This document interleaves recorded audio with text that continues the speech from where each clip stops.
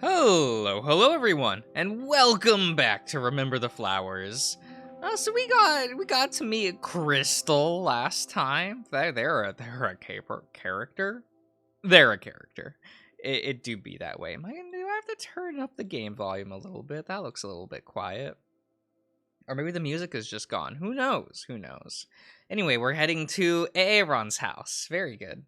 Instead of transporting directly to Aaron's apartment, I decided to shop around Lambent Peak. I had the idea of buying him a gift as a thank you for letting me stay the night. I don't have a lot of plumes on me, but I should be able to afford something. It's the least I can do. Oh?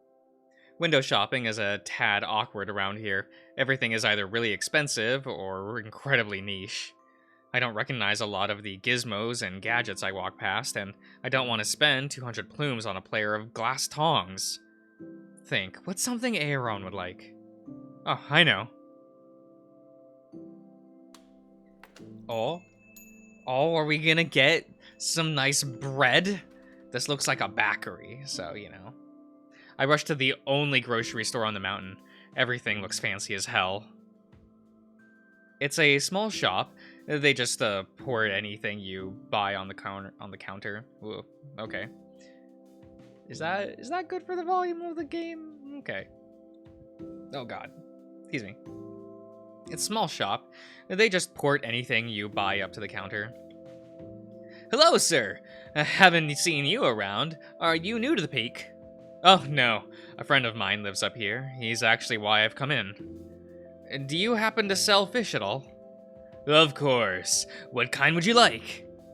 The best you've got. Are you sure you want to do something like that? I don't know.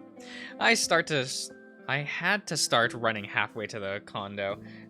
Even with the help from Vita, my back gets cold really easily. Kicking off the snow, I quickly make my way inside. Aaron. Yes, probably that. Answers the door almost immediately. Who good is Tommy? Oh, there you are. I was worried you'd gotten lost. Ah, hell. I guess I am 20 minutes late. Sorry about that. I went to do some shopping on my way over. No, what'd you buy? I confidently hold up a sizable package wrapped in paper. And just a little something to show you how much I appreciate you. Wait! That smell, is that? The biggest salmon the market had in stock. Excuse me, but that must have been so expensive. Good thing I'll be starting to work soon, right? That's not even a guarantee, and... Aaron's stomach starts to rumble, which makes me laugh. What? I skipped lunch today! Okay, fine, get in here. Okay. Ah, the IKEA house. Very good, very good. Arns pulls me inside and then shuts the door behind. Before huffing, yes. You know, you don't have to spend that kind of cash on me. Oh, does that mean you don't want the fish? That's not what I said. Well, thank you, Cyrus. I appreciate the gesture. He starts to ruffle my hair playfully. But let's wait until after you land a job before you start spending that kind of money, alright? Hey, come on. I have a fantastic resume, thank you very much. Oh, yeah? Hit me with it. Well, you see. Does a 300-year-old doctorate count? Probably not unless you renew it, no. How about living for 300 years? That's gotta be worth something for endurance. I used to have to pick you up because you got too tired to walk. That was months ago. I'm totally fine now. If you say so. Want to arm wrestle? Cyrus, my hand is as big as your head. I'm pretty sure. Did I stutter? Aaron chuckles. Sigh, I'm not going to arm wrestle you. Please. Aaron sighs. Okay, fine. Little does he know, this is just an excuse for me to hold his hand. I'm so smart. No wonder I was a doctor. Aaron places the wrapped fish onto the kitchen island before he has us sit on the ground on the ground by the coffee table. Why the ground? Even while we're both sitting down, he towers over me. He places his left elbow on the table. Okay. Offering his left paw. Oh, do you want me to go easy on you? He asks with sincerity. I puff out my chest and grab his paw confidently. It's very warm, which distracts me for a moment. Trust me, I'll be fine. Okay. I win. You cheated. All's fair in love and war, Cyrus. He says with a smug look on his face. I'll have to keep that in mind for the future, then. Silver's been teaching me how to be stealthy, after all. Oh yeah. What else has he taught you? How to shoot a gun, apparently. He's been teaching me how to handle a gun, too. It's weird, but I'm getting the hang of it. Oh. Maybe we can go shopping for some weapons. Your pitch to Titania could be combat related. That's a good idea. And do you know any good shops? Plenty, although... Aaron looks apprehensive. What's wrong? I'm still worried about you trying to join the fray.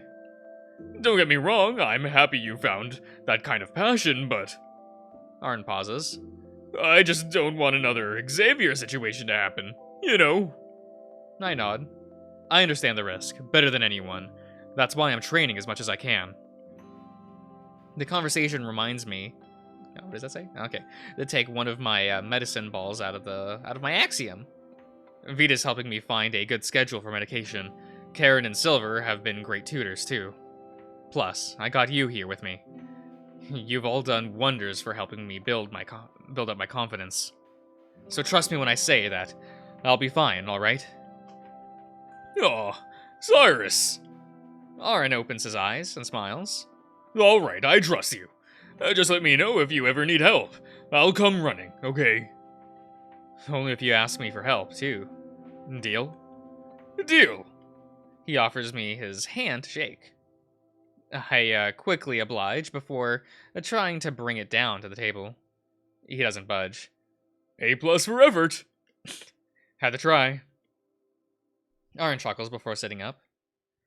He puts his paw under my armpits to help me stand up, before standing up himself. For old time's sake now, how about we start working on that fish? Absolutely. Do you need any help? You can help me set everything up. The recipe is a bit of a process with all the spices and greens I want to put in it. Let's get started then. Oh. Get a nice good fish dinner. I don't like fish. I don't like fish that much. I'm okay with things like crustaceans.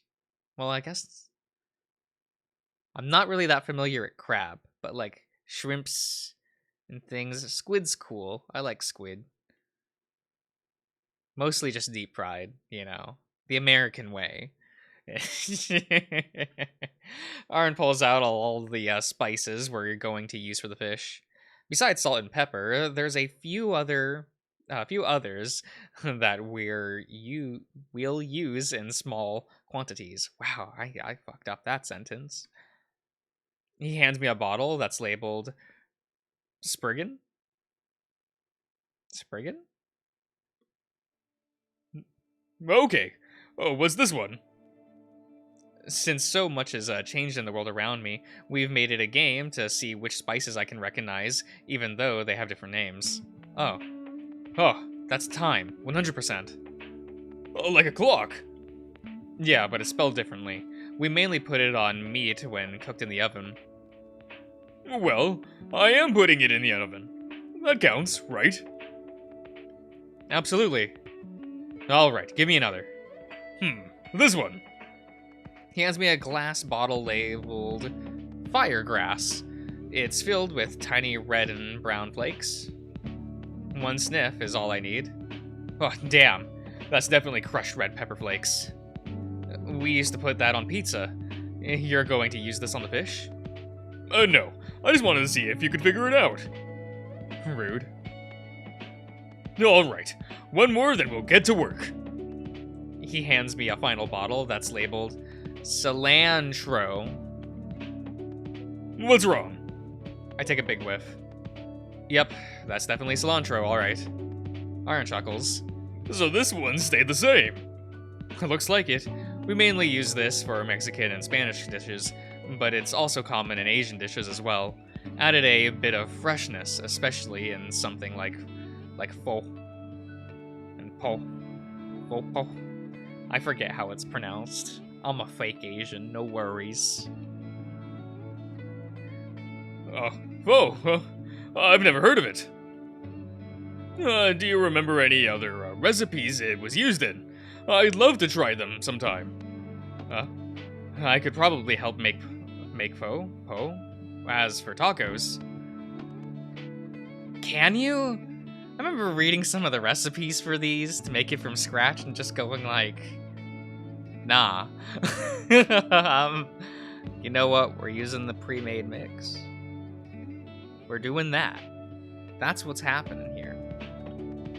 I think back to the pre-made name brand taco seasoning Mom used to use on lazy dinner nights. Probably not, no. I could make the ground beef in tortillas, but I don't know the right spice combinations. You don't need to. You make it how you want. Never follow a recipe one-to-one. It's fine. As long as you get like 3/4 of the way there, I think it still counts as the dish, you know. Then maybe we can make our own. Hard to say. How hard could it be? Between the two of us, not hard at all. Besides, any excuse to eat something with cilantro is welcome. I'm just glad you like it. Both Karen and Lance thought it tasted like soap. God bless them. After we're done eating, do you mind telling me about more about the recipes from your time? Sure, but only if you're writing everything down yourself. It'll be good handwriting practice. Oh, he's gonna learn how to write things. Yeah, no. Aaron beams with excitement as he takes out some stationery from his axiom. A deal. I'd love to learn that. What was it? Cursive? I don't even know how to write in cursive. That's something you'll need to find another tutor for. I barely learned that myself. Right? Aw. Just be happy I'm not going to test you on anything. I feel like I'm not a very good teacher. Only one way to find out. Let me get this in the oven and then we can get started. You got it. Aaron smiles as he starts to prepare the fish. I head over to the sit at the bar while he works. I lay my arm flat on the counter so that I can rest my head to watch him. It's calming. Oh. Before I know it, Aaron starts to clean up the dishes, even while I was still eating. Aaron scarfs his food down very fast in order to get straight into the impromptu tutoring session. He said it was the best fish he had ever eaten, which made me very happy. Though I have to wonder how much he actually tasted. Regardless, I'm more than willing to help him with something he's passionate about. Aaron sets up a table to work at, saying that the coffee table would be too small for us.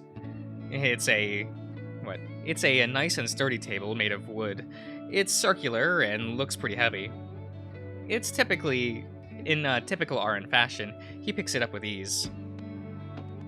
Once he gets a couple of chairs, I pull one out to sit next to him. Show me what you can write to get us started.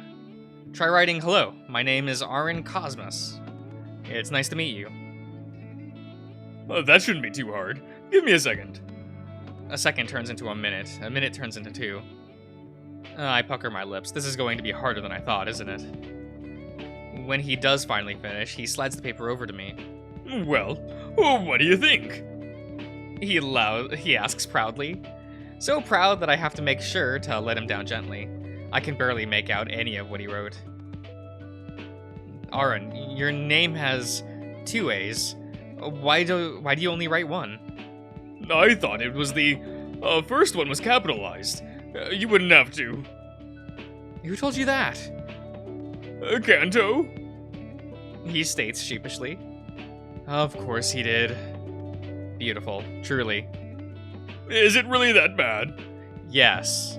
Well, it's almost illegible. If I didn't tell you what to write, I probably wouldn't be able to make it out. Oh. Hey, don't worry about it. We can figure it out. Can I see how you're holding the pen again? Sure, just like this.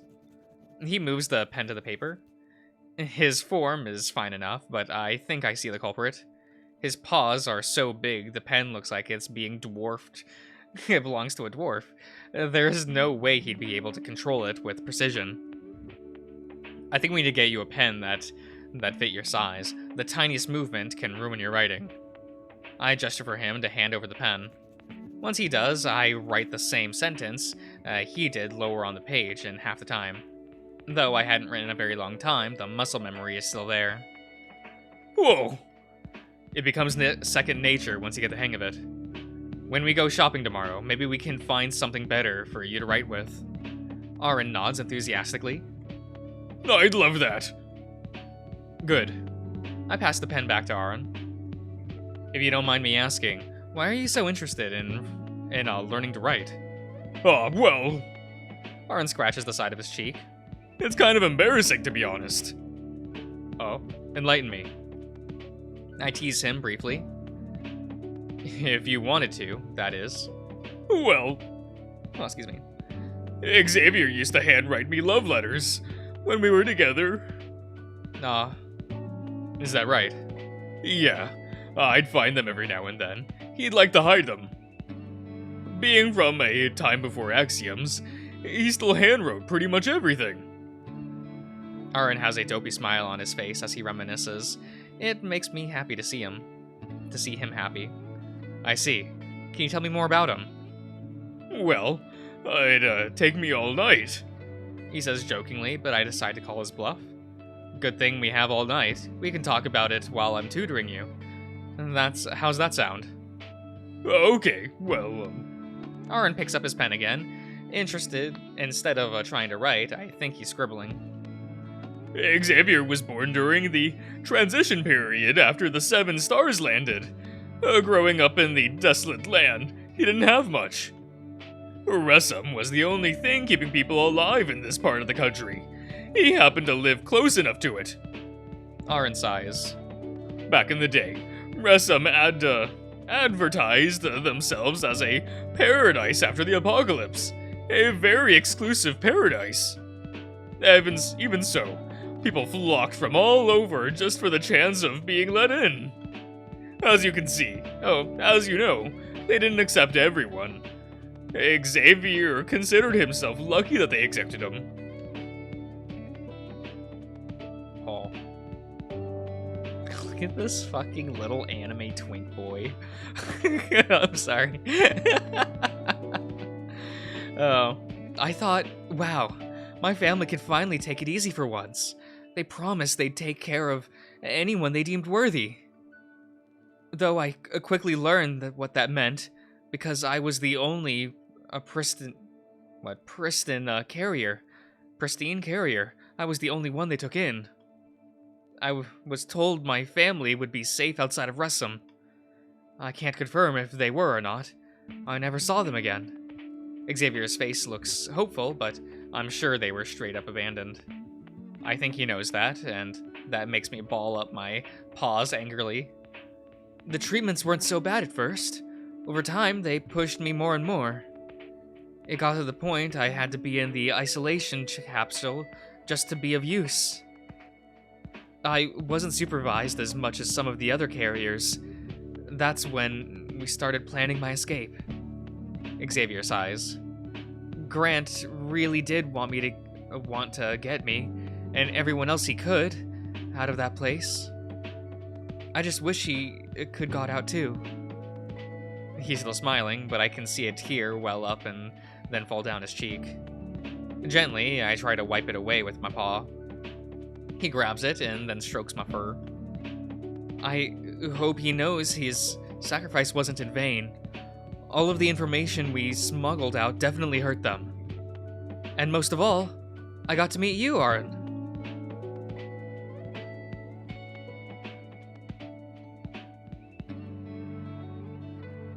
Aaron sighs sadly, while smiling. Even through everything, he remained as positive as a positive force of nature. I know I would have given up a long time ago. I never got a chance to reply to any of his letters in a meaningful way. Anytime I tried, they'd just be scribbled mess. So, I still try to practice. Maybe I can give him one someday. I see. You really believe he's still out there, don't you? Aaron struggles to answer at first. I do. I really do. I know it. Then, I take a deep breath, pushing my feelings down. Let's make sure that the next time you see him, he gets the sappiest love letter ever written. You would do that for me? Absolutely. You're my best friend, Aaron. I want you to be happy. Cyrus, stop! You're going to make me cry! My training must be paying off if I can make someone like you cry. Yes, you emotionally punched me in the stomach. Good. I intend to make sure you have the prettiest handwriting out of everyone. Good luck. We're both going to need it. We've got all the time in the world. Let's get started. Alright. Thank you, Cyrus. I really appreciate it. You're more than welcome, Aaron. Trust me. Aww. Though it hurt, I'm not going to fuck around with Aaron's feelings. He's still grieving after all. I'm still very much interested in Aaron, but if I can ease his pain, that would be enough for me. Right? Oh. Okay. Ito? Oh. Well, we'll end the part here, everyone. So, I'll see you guys around.